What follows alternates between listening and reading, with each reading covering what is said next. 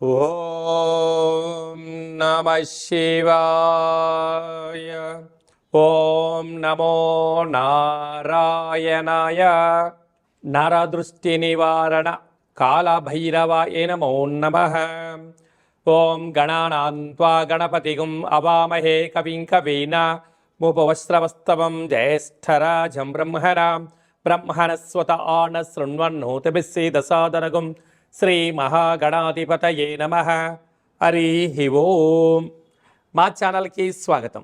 చూస్తున్న వీక్షకులకు ప్రేక్షకులకు ప్రియ కాల భైరవ భగవద్బంధులకి స్వాగతం పలుకుతూ మమ్మల్ని ఎంతగానో ఆదరిస్తూ ఉండబడినటువంటి ప్రియ సోదర సోదరి మనులకు అందరికీ కూడా శ్రీ పరాభవనామ సంవత్సర తెలుగు ఉగాది పండగ శుభాకాంక్షలు. తెలుగు ఉగాది పండగ సంవత్సరాంతము కూడా అందరికీ శుభాన్ని, జయాన్ని, ఐశ్వర్యాన్ని, ఆనందాన్ని, ఆరోగ్యాన్ని ప్రసాదించాలని మనం కూడా మనసారా కోరుకుందాం.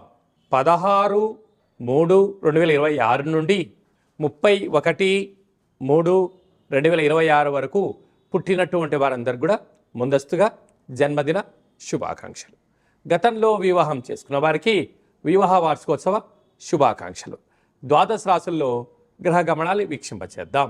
మిథున రాశిలో దేవగురు బృహస్పతి సంచార స్థితి, సింహరాశిలో కేతు సంచార స్థితి, కుంభరాశిలో కుజ బుధ రాహు సంచార స్థితి, మీనరాశిలో ఏడాది తర్వాత రవి భగవానుడు శని భగవానుడితో కలిపి శుక్ర సంచార స్థితితో ద్వాదశ రాశుల్లో గ్రహ గమనాలు ఈ విధంగా ఉన్నాయి. మిథున రాశి వారికి ఏడాది తర్వాత రవి భగవానుడు శని భగవానుడితో రాజ్యస్థానంలో సంచారం చేయనప్పుడు గ్రహయోగాన్ని ఎలా పొందాలో ఈ వీడియోలో సవివరంగా సంపూర్ణంగా తెలుసుకుందాం.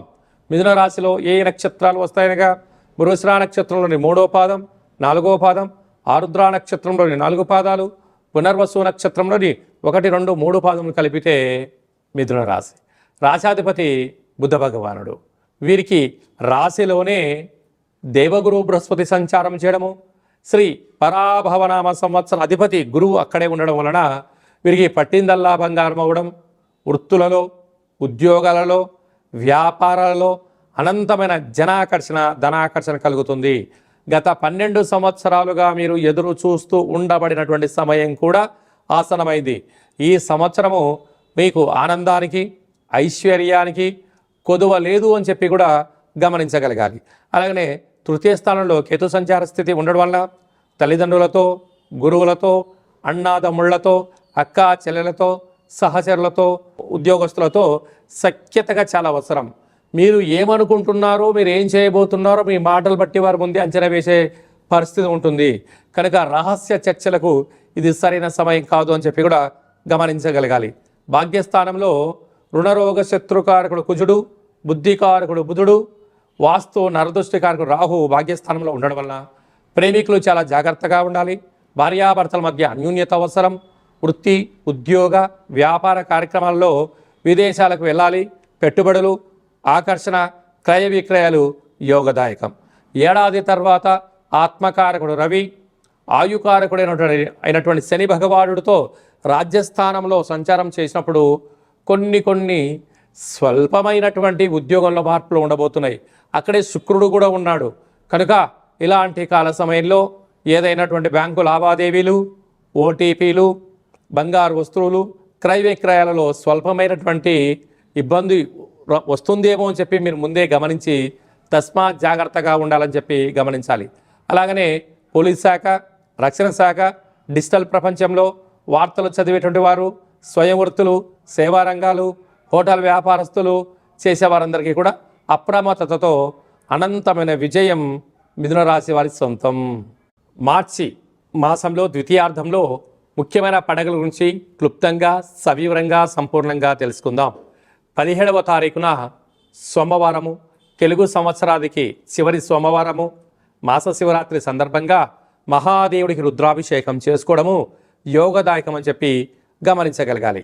అలాగనే 18వ తారీఖున బుధవారము, అంటే మంగళవారంతో కూడుకున్నటువంటి అమావాస్య, బుధవారం రోజు కూడా అమావాస్య ఛాయలు కొనసాగుతూ ఉన్నాయి. కనుక మనము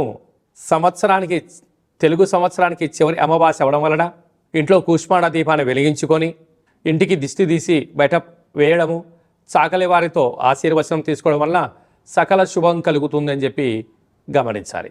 అలాగనే మనకు 19వ తారీఖున శ్రీ పరాభవనామ సంవత్సరము ఉగాది పండగ ప్రారంభము.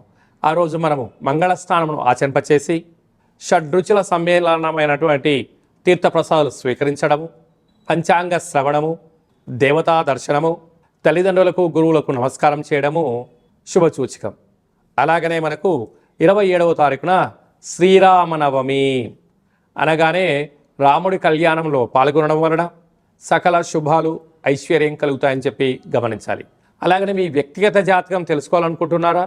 మీరు మీ యొక్క పేరు, పుట్టినటువంటి తేదీ, నెల, సంవత్సరం, పుట్టినటువంటి సమయం రాసి వాట్సాప్లో పంపించగలిగినట్లయితే 100 సంవత్సరముల జాతకాన్ని రాసి పంపించి మీరు పుట్టినప్పుడు గ్రహ గమనాలు ఎలా ఉన్నాయి, ప్రస్తుతం ఎలా ఉంటున్నాయి, రాబోయే కాలం ఎలా ఉండబోతున్నాయో సవివరంగా సంపూర్ణంగా తెలియజేయడం జరుగుతుంది. చాలామందికి పుట్టినటువంటి కాల సమయంలో డేటా ఆఫ్ బర్త్లు లేనటువంటి వారికి మీ పేరు యొక్క మొదటి అక్షరాన్ని అనుసరిస్తూ రాశిని తెలియజేస్తూ రాశి యొక్క స్థితిగతులను మనం తెలుసుకుంటూ, అలాగనే రమణ శాస్త్రం ద్వారా అనగా గవ్వళ ద్వారా కాళభైరవ ఉపాసన చేత భూత భవిష్యత్ వర్తమానాన్ని తెలియజేయడం జరుగుతుంది. కనుక ఈ కింది నెంబర్ సంప్రదించి అపాయింట్మెంట్ తీసుకొని సంప్రదించగలరు.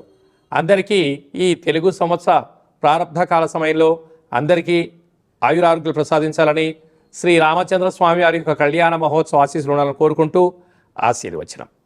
ఓం దాశరథాయ విద్మహే సీతావల్లభాయ ధీమహి తన్నో శ్రీరామచంద్ర ప్రచోదయాతు.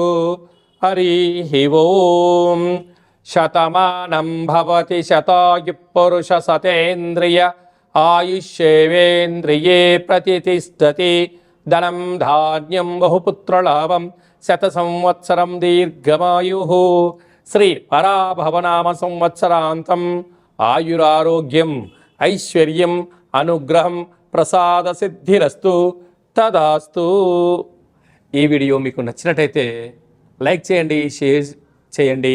మా ఛానల్ యొక్క ఆధ్యాత్మిక వీడియోలు అందరికన్నా ముందుగా మీరు చూడాలన్నట్టయితే గంట సింబల్ ప్రెస్ చేసి ఈ యొక్క భక్తి సమాచారాన్ని భగవద్బంధులకు, మిత్రులకు, స్నేహితులకు చేరవేసి హిందూ ధర్మాన్ని కాపాడండి.